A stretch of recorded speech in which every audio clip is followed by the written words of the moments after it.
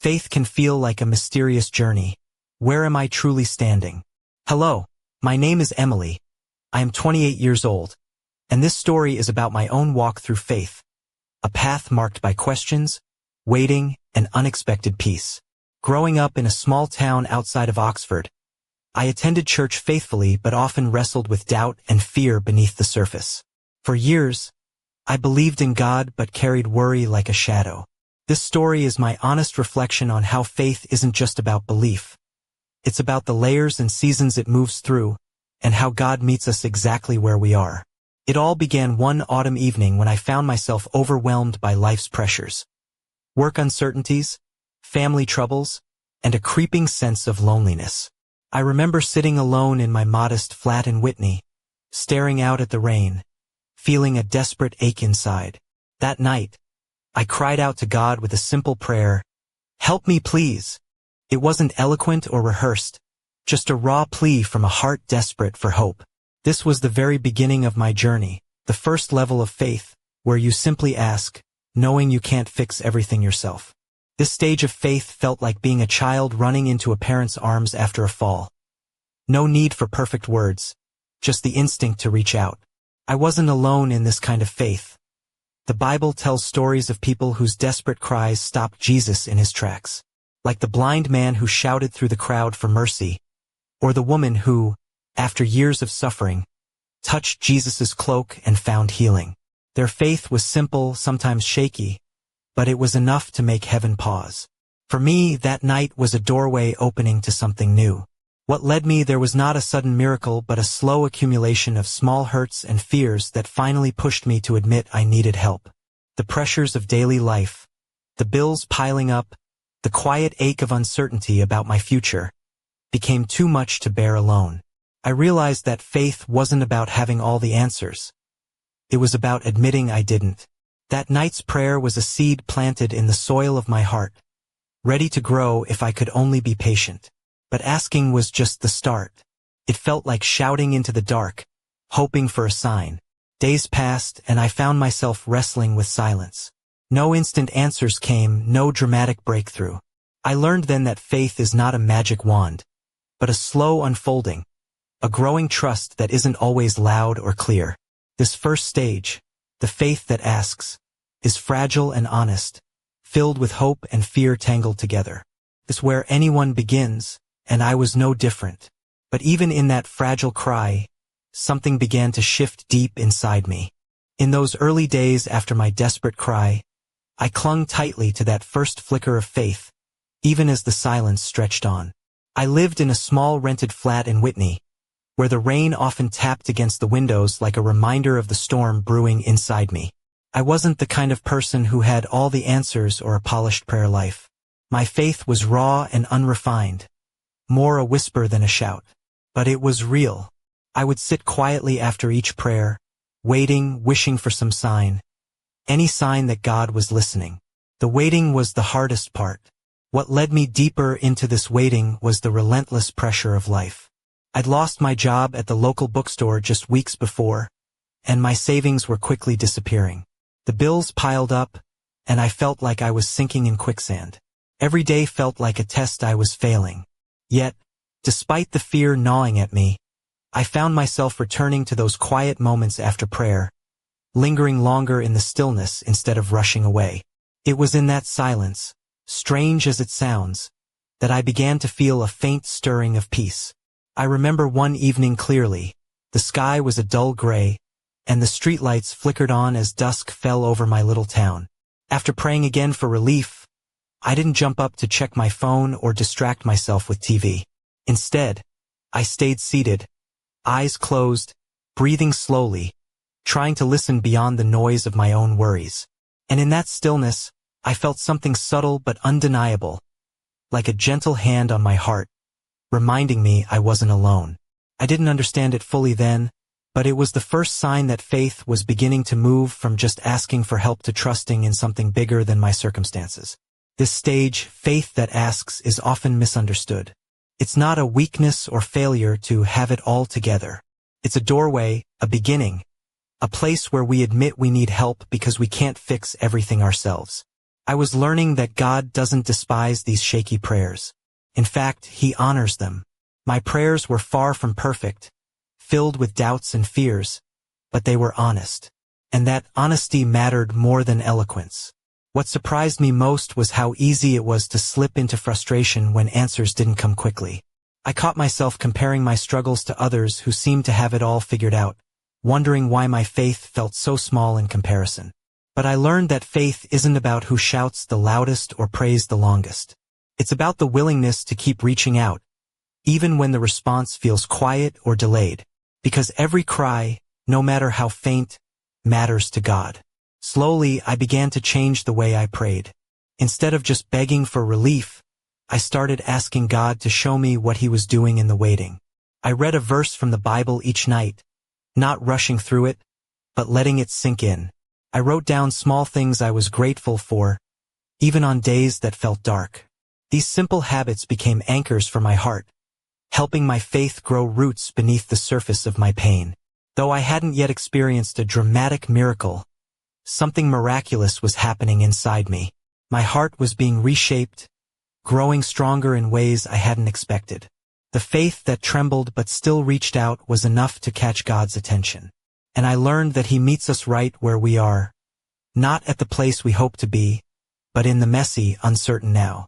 If you find yourself in this place too, where prayers feel weak and hope feels fragile, take heart. Your faith is not too small, and your cries are not unheard. Keep asking, keep reaching out. But after you cry, stay a little longer in the silence. That's where faith begins to grow. As I continued to linger in that quiet space after my prayers, I began to notice something shifting inside me. A subtle change I hadn't expected. It wasn't a sudden fix or a miraculous turn of events, but a slow deepening of trust. What had started as desperate asking was gently evolving into something steadier. I started to realize that faith was not just about receiving answers but about learning to trust God's timing, even when the wait stretched longer than I wanted. The truth was, I had to face the fact that many prayers would go unanswered for a while. The doors I hoped would open stayed firmly shut. The phone never rang with good news. The relief I longed for felt distant and elusive.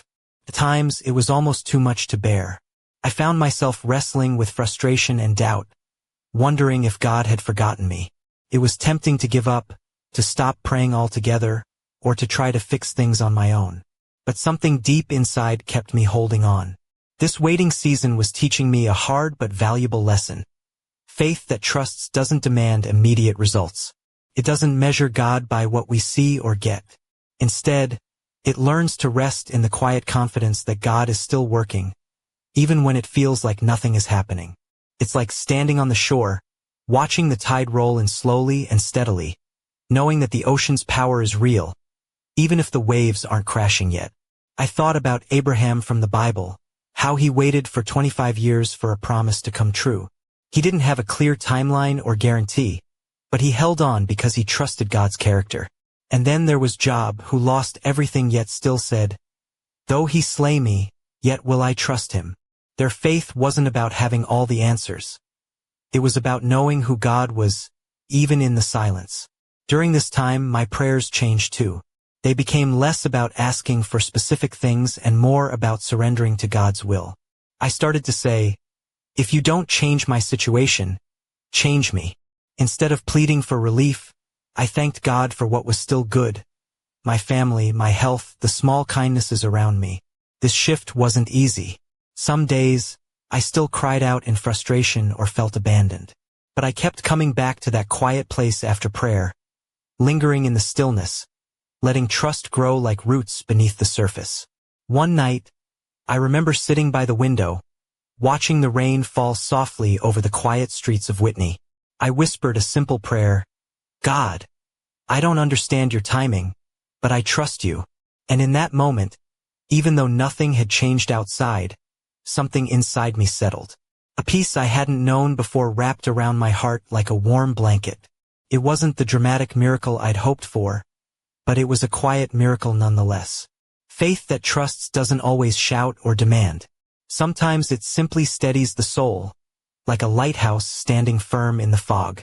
It holds on, even when the path is unclear, because it knows the one who leads the way. And as I learned to trust more deeply, the storms around me didn't disappear, but I wasn't afraid of them anymore. If you're walking through a season where prayers seem unanswered and silence feels heavy, know that you're not alone. This is the classroom where faith grows strong. It's the place where trust is forged in the quiet heat of waiting. Don't give up. Keep resting in who God is, not just what He does. Because sometimes, the greatest miracle isn't the answer we receive. It's the faith we become while we wait. There came a morning when everything inside me seemed to shift, when faith moved beyond just asking and trusting. I was sitting in my favorite corner of the local cafe in Woodstock, the early sun casting a golden glow over the cobblestone streets outside. I had my Bible open to the Gospel of John, and the words, "Abide in me, and I in you," caught my eye as if they were written just for me. In that moment, something deep inside whispered, "This is it, the next step, abiding." It sounded peaceful, steady, like the calm after a storm, but I wasn't sure what it truly meant for me yet. I'd spent so long crying out for help and learning to trust in the silence. But now the invitation was to simply live in God's presence, to stop striving and start resting. It was a faith that didn't chase answers or miracles, but found its life in the quiet connection with the one who never changes.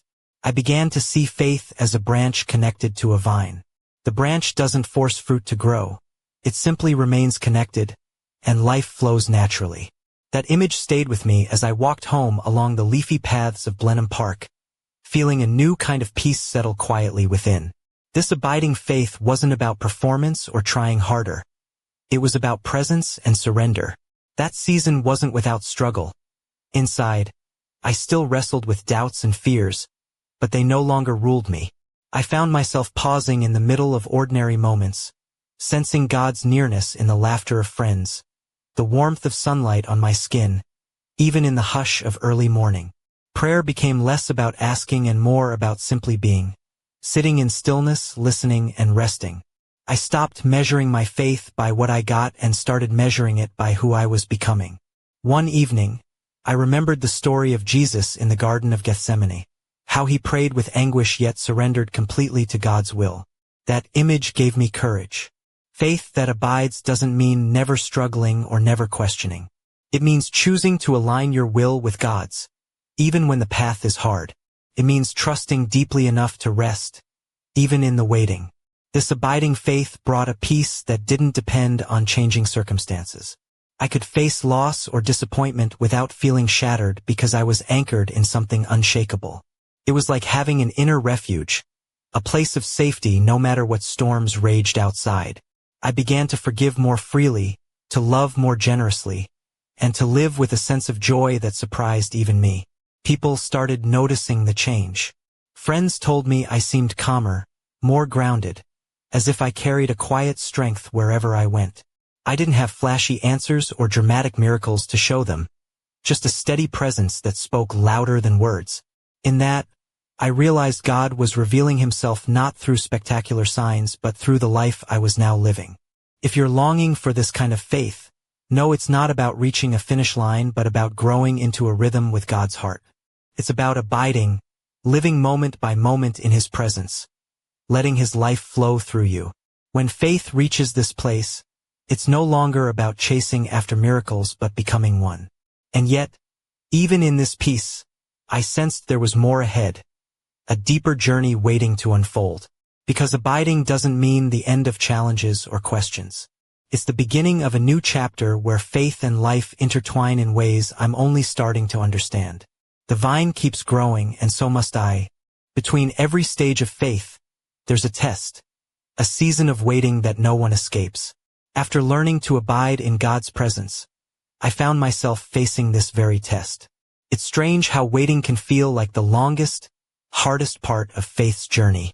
In my small flat in Whitney, the silence often felt louder than any prayer. Promises seemed delayed, and answers nowhere in sight. It was as if God had stepped back. Yet somehow, I sensed he was closer than ever. Waiting is not punishment. It's preparation. I came to see it as a kind of spiritual workshop where God shapes what lies beneath the surface. It's in this season that faith reveals what it's truly made of. When the phone doesn't ring, the door stays shut, and prayers echo unanswered, it's easy to feel forgotten or to question if God cares. I wrestled with these doubts deeply. Like Abraham, who waited 25 years for his son Isaac, or Joseph, who spent over a decade in slavery and prison before his promise came to life. I realized waiting was part of the story, not the exception. David, anointed king but forced to hide in caves, also knew this season well. None of them wasted their waiting. God used it to carve endurance, humility, and deeper trust into their hearts. For me, waiting meant confronting my desire for control. I wanted timelines, signs, guarantees, anything to ease the ache of uncertainty. But God's way was different. He removed the calendar and asked me to trust beyond the clock. The soil of waiting felt dry, but beneath it, unseen growth was happening. During this time, I learned 3 tools to endure waiting. First, God's promises, holding onto Scripture like lifelines. I memorized verses that reminded me of His faithfulness, speaking them aloud until they anchored my mind more than my fears. Second, small disciplines, consistent, simple acts of faith, praying short prayers often, thanking God for little things, staying faithful in everyday tasks. These quiet habits kept my heart soft and open. Third, community. I discovered I couldn't wait alone. Friends who reminded me of God's goodness became lifelines. Their presence kept my faith from breaking. Waiting broke my pride and built patience like nothing else could. It taught me to stop forcing outcomes and start trusting God's perfect timing. Though the silence often felt endless, I began to see it as divine design. A sacred space where God was working in ways I couldn't yet understand. One night, I sat by the window, rain tapping softly outside, and whispered, God, I don't understand this waiting, but I trust you. That moment marked a turning point. I realized that waiting wasn't absence but presence. God's presence, shaping me for what's to come. If you're in a season of waiting, don't despair. The silence you fear is the soil where your faith is growing deep roots. When the answer finally comes, you'll look back and see that waiting was never wasted. It was the quiet workshop where God prepared your heart, pruned your motives, and strengthened your trust. And once you've walked through waiting like this, silence won't scare you anymore. Because you'll know silence has never meant God's absence. It's been His invitation to know Him more deeply, to trust beyond what you see, and to find peace that no delay can steal. Sometimes the real miracle isn't what you're waiting for. It's who you become while you wait. I once had a close friend named Sarah whose journey through faith mirrored the path I was walking, and her story brought everything I'd been learning into sharp focus.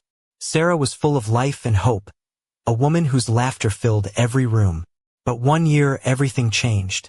She lost her job unexpectedly, her savings vanished, and the confidence she once carried with ease crumbled. What pierced her most deeply wasn't the loss itself but the silence that followed.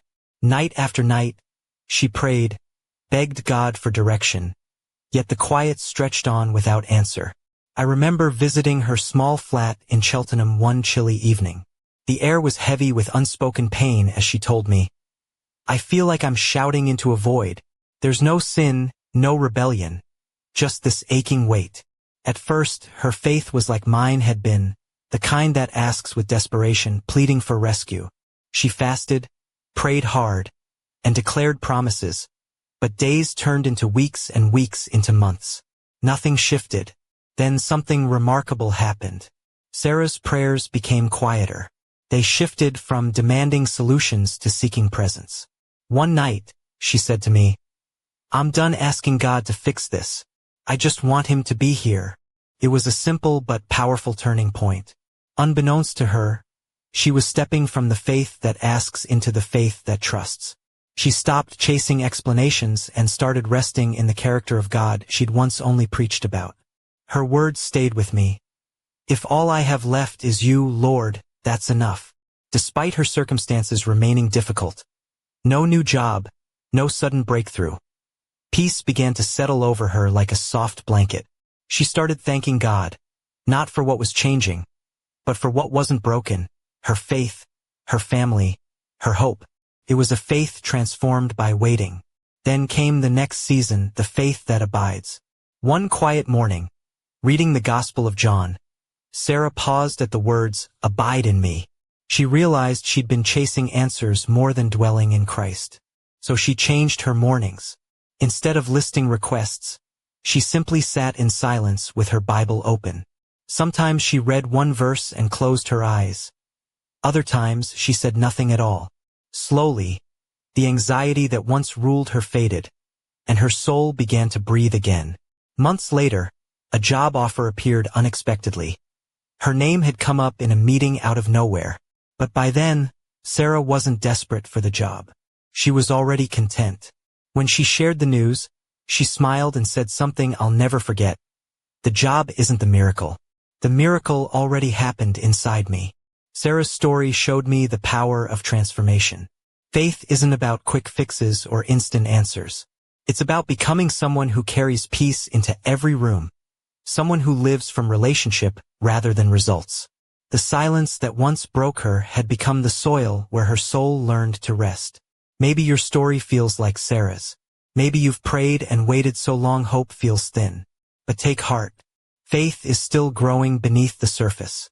The absence of answers doesn't mean absence of God. Sometimes He hides not to distance Himself, but to draw you closer, to teach your heart what peace really is. The greatest miracle isn't the change in circumstance. It's the change in you. When the storm outside no longer shakes the calm inside, that is faith refined by fire. Like my friend, you may find that when your heart finally rests in God, even waiting becomes holy. Because in the end, faith's truest victory isn't getting what you prayed for. It's becoming who you were meant to be while you prayed. Which level of faith am I in today? That question has haunted me many times, especially during the long nights when doubt creeps in like an unwelcome shadow.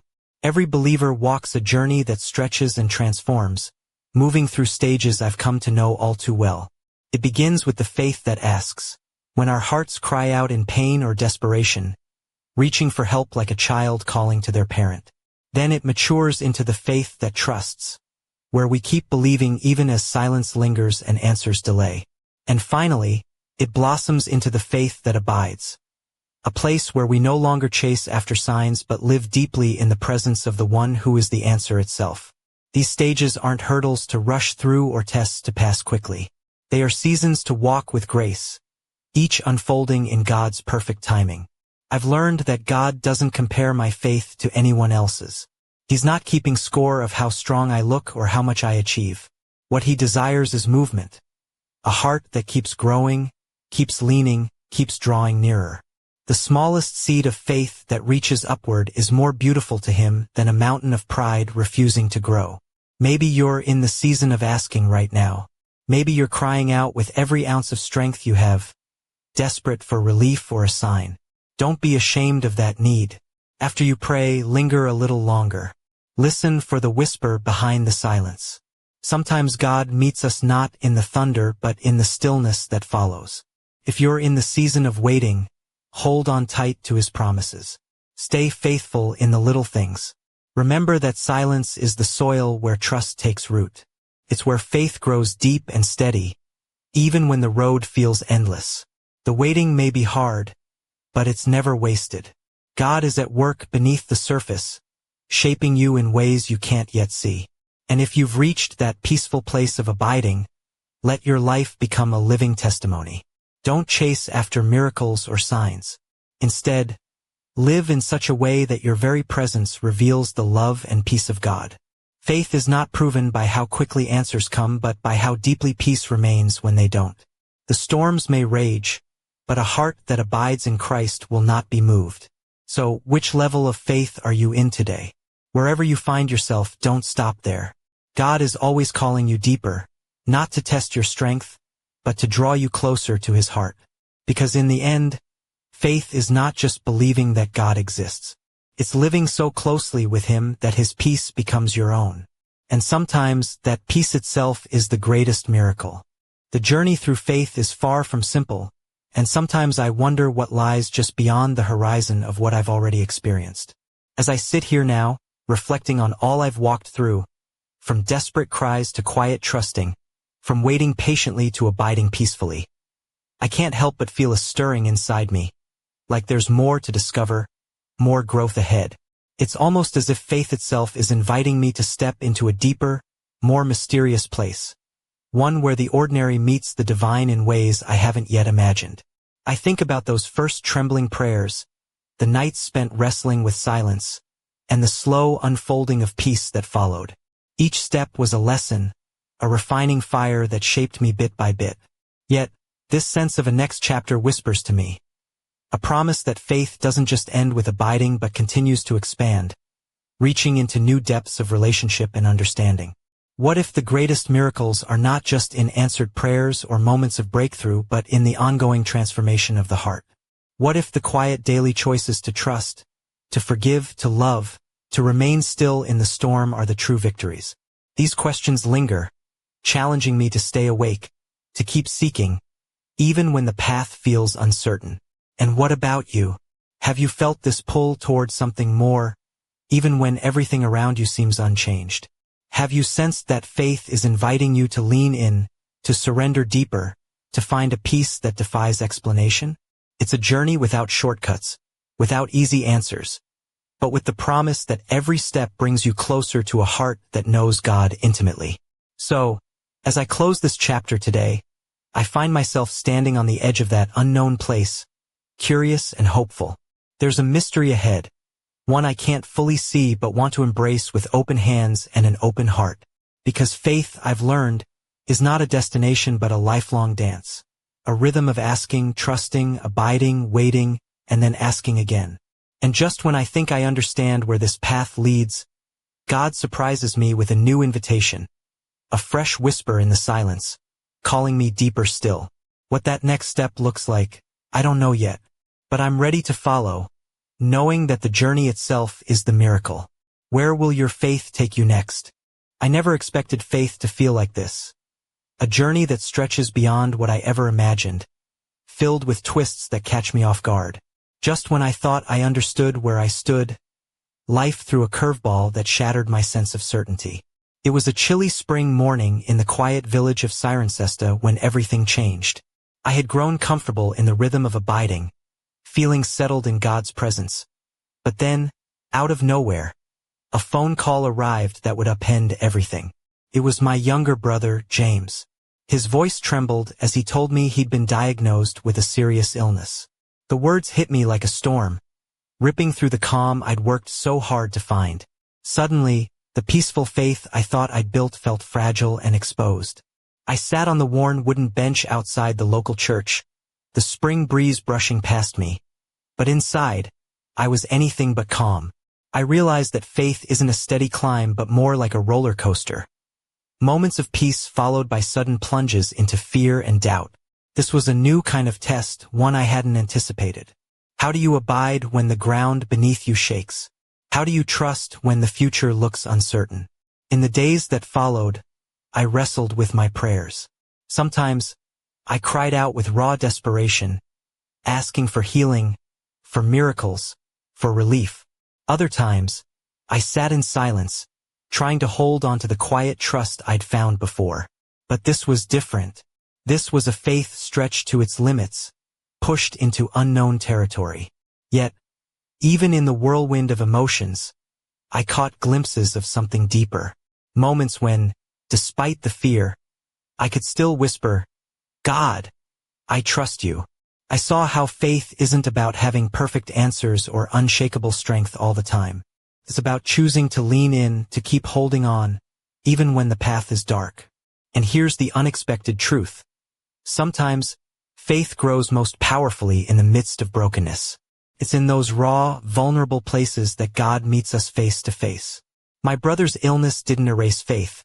It transformed it, pulling me into a deeper dependence, a more honest relationship with God. As I walked through hospital corridors and sat by James's bedside, I learned that abiding isn't about escaping pain but living through it with God by your side. It's about finding peace not because circumstances change but because your heart rests in the unchanging love of God. This new chapter of faith isn't easy, and I don't have all the answers. But I know this much. The journey continues, winding and unpredictable. leading me closer to a God who holds every tear and every hope. And as I face this unknown path, I invite you to join me in asking, where will faith take us when everything we thought we knew is shaken? The days that followed that phone call blurred into a strange mix of hope and fear. I remember waking up each morning in our small cottage on the outskirts of Cirencester, the spring sunshine filtering through the curtains, while my mind raced with 1,000 worries. James's diagnosis wasn't just a medical report. It felt like a seismic shift in my faith, forcing me to confront the fragile edges of trust one had clung to so tightly. I found myself pacing the narrow hallway, clutching a simple silver locket my mother had given me years ago. Inside was a tiny photograph of our family, a reminder of the roots that held me steady even when everything else felt uncertain. That locket became my talisman, a symbol of the faith I was desperately trying to hold onto amid the storm. But faith, I quickly realized, is not about wearing shields or carrying talismans. It's about vulnerability, allowing myself to feel the fear, the grief, the confusion, and still choosing to believe. I wasn't expected to have all the answers or to be strong all the time. Some days, my prayers were nothing more than broken whispers. Other days, they were angry questions thrown into the silence. And yet, through it all, I sensed a gentle presence walking beside me, steady and unshaken. One afternoon, sitting by the window with a cup of tea growing cold in my hands, I read a verse that felt like a lifeline. The Lord is close to the brokenhearted and saves those who are crushed in spirit. It wasn't a promise that everything would be fixed immediately, but a reminder that even in the depths of pain, I was not alone. That knowledge became the breath between my frantic thoughts, the quiet anchor when my heart threatened to unravel. James's illness was a harsh teacher. It stripped away illusions and forced me to face the raw reality of suffering. Yet, paradoxically, it also revealed the deepest wellsprings of grace. Friends rallied around us, their kindness like soft light in dark rooms. Strangers' prayers lifted us up. And in the midst of it all, I discovered that faith isn't a fortress to defend but a river that flows through the valleys of sorrow and joy alike. This journey reshaped my understanding of abiding. It wasn't about escaping hardship, but about resting in God's presence through it. It became clear that the true test of faith is not whether we avoid storms, but whether we find peace while walking through them. I don't know what tomorrow holds for James or for me. The road ahead is uncertain, winding through valleys I never wanted to travel. But I do know this: faith is alive, breathing, and growing even in the darkest places. And maybe, just maybe, that fragile, trembling faith, the kind that asks, trusts, and abides, is exactly what God is using to write a story far greater than I ever imagined.